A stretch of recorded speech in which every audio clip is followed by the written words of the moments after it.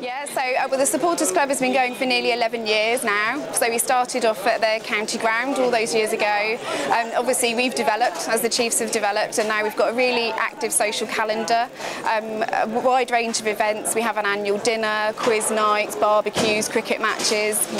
So this is just one of those events in our calendar. So requested by a member. Yeah.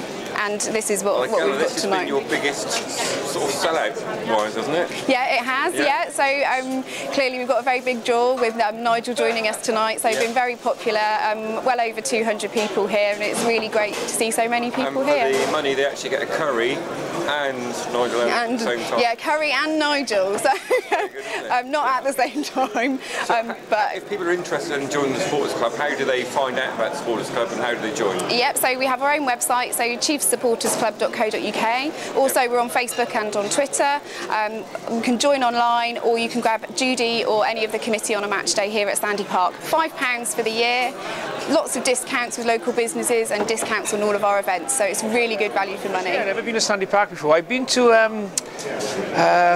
just outside Exeter, I can't remember the name of the town now. The Scarlets used it as a training ground a couple of times, so I was up there once or twice with them on their training camp. But no, first time here, and I know it's dark in the night, you can't see much, but it's very impressive, I must say. I've heard a lot about it, and it a lot of Welsh people. Yeah, lived up to its expectation. You obviously, as an international referee, what do you hear about Exeter as you sort of go around the country and the rest of the world? But I just think it's good, you know, with all the hard work they've done to get up to the Premiership level, and then to maintain themselves up there, but not only maintain themselves, to be successful as well, you know, to beat some of the big sides and to do well in Europe and stuff as well when they were in that last year. And so yeah, no, it's you always hear pleasant things about Exeter and about Sandy Park, but I've never had the privilege of refereeing here yet. So there may be a lot of Exeter supporters. There may be a lot of Exeter supporters who are wishing that I don't, but I'm sure not. I look forward to it myself sometime. Well, back to this evening then. Obviously, as Rosie was saying, this is the biggest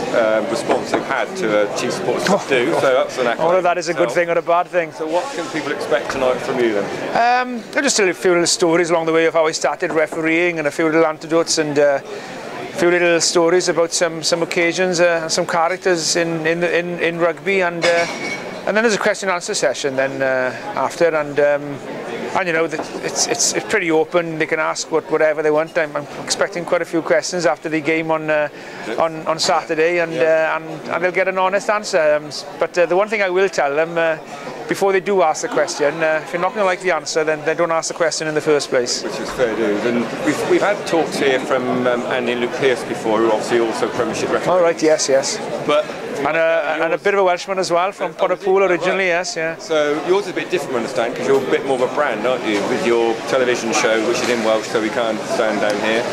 Well, I'm not sure if I'm a brand, actually. I started doing some TV work and some entertainment work when I was about 14 years of age, just doing some stand-up comedy in the local working men's club, and then a couple of years where I started going into refereeing, and then obviously refereeing was my hobby, and then it became my job, and then I guess doing the TV work and nights like this then has become my hobby now, because it needed something to take the place of refereeing, which had become a job, and which is great. You know, when you have a hobby, what you do as a job is great. So I needed something that I enjoy, that I can do as a pastime, and you know, it's something that I enjoy doing this, and it's just, you know, this week is sandwiched in between England, New Zealand and last Saturday, and then another difficult match this weekend again, probably in France, Australia and Paris. So, you know, a night like this just helps you just to switch off really from last weekend and from this coming weekend, and just relax and enjoy. And to get contact with proper fans, I suppose. Yeah, exactly, yeah, and just, you know, and just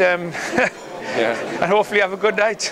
Yeah, well, I'm sure it will be. As you say, it's a sellout here tonight. That's good to hear. It's a new Sandy Park, so best of luck, and I hope you come back again. Yeah, cheers. Thank you very much. Thank you. Thanks. Cheers. Ladies and gentlemen, I think we've had a wonderful evening. We are very much indebted to Nigel, travelling between internationals to come here. We've got to say, we started this supporters club, and one of the first people that we had was a referee, and he was superb as a talker, which was Tony Spreadbury. He taught the iron leg off the bloody donkey, didn't he? We've also had Finlay Calder, the ex-British Lions captain. We've had our very own Rob Baxter and our internationals, Tom Johnson. You're definitely the dearest, I've got to say that. But apart from that, thank you ever so much, Nigel.